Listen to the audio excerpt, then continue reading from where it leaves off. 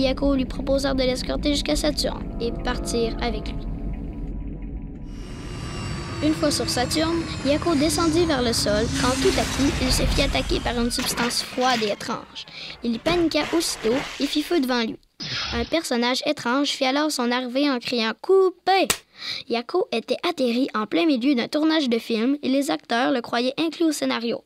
Après s'être excusé d'avoir fait feu sur les acteurs, Yako reprit sa route paisiblement. Alors que tout allait bien, son vaisseau se comporta étrangement. Un bruit inquiétant sortait du ventre de sa machine, puis plus rien, plus une goutte d'essence.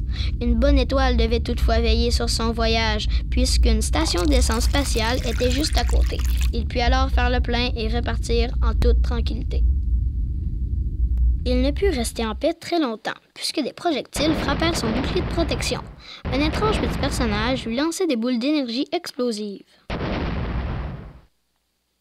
Sans crier gare, l'assaut se termina. Sa grand-mère, partie du soleil il y a plusieurs années, sortit du bâtiment. Croyant être attaquée, elle avait donné l'ordre à son robot de défendre la planète. Elle s'excusa et offrit à Yako de nouvelles pièces pour son vaisseau spatial.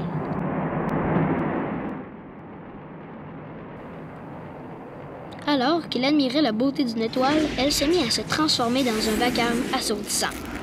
Yako tenta alors de s'éloigner de cette dangereuse boule de feu, mais son vaisseau refusait d'obéir. Il semblait de plus en plus attiré vers l'étrange phénomène. L'étoile se transforma finalement en un trou noir.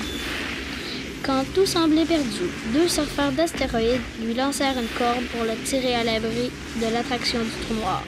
Yako était sain et sauf et put continuer sa mission. Neptune était la demeure du plus gros chien de toute la galaxie. Yako s'y posa pour voir si le chien avait un indice pour lui. Content d'avoir de la compagnie, le chien bondit en l'air et retomba lourdement sur le sol. Neptune se fendit en deux sous la force de l'impact. Un plan de génie germa dans la tête de Yako. Il attacha une corde à la patte du chien et lança son os de l'autre côté de la faille. Il put ainsi regagner son vaisseau.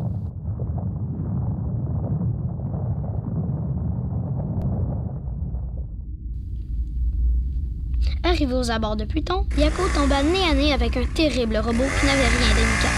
Le robot s'attaqua au vaisseau spatial avec une gigantesque scie et le coupa en moins de 2. Yako glissa hors de son vaisseau et tomba dans le vide. Des fées étoilées vinrent à sa rescousse et lui confirmèrent que sa famille était bien sur Pluton. Ils proposèrent même de l'aider à le rendre invisible. Yako accepta sans hésiter. Maintenant invisible, Yako parvint à se glisser dans un vaisseau en direction de Pluton. Il sauta du vaisseau en marche et atterrit en douceur sur le sol gelé de Pluton. Yako réalisa qu'il n'était plus invisible lorsqu'il se fit attaquer par des créatures de glace. Il les combattit bravement. Le maître des 3 monstres s'attaqua à Yako, mais il n'était pas de taille.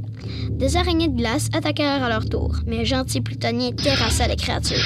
Ce dernier apprit à Yako que sa famille était de l'autre côté de Pluton et le mit en garde contre d'étranges phénomènes. Yako constata que la température avait beaucoup augmenté. Des arbres et des fleurs parvenaient à percer le sol dur et froid. D'autres monstres vinrent s'en prendre à Yako, mais son courage était sans limite et il se défendit avec brio.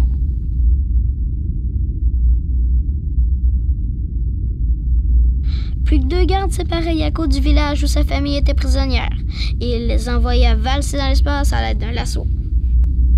S'assurant que la voie était libre, Yako avança prudemment dans le village.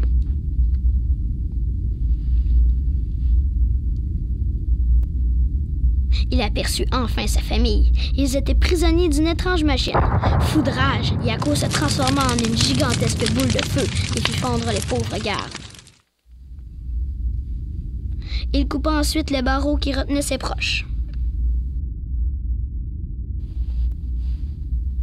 Bien décidé à fuir cette planète, il vola un vaisseau spatial pour ramener sa famille. Les Plutoniens avaient enlevé les habitants du Soleil pour tenter de réchauffer leur petite planète froide. Mais Yako a déjoué leur terrible plan. Rien ni personne ne s'attaque impunément aux proches de Yako. Ils se mirent tous en route vers le Soleil, sans oublier d'aller chercher la princesse de Vénus.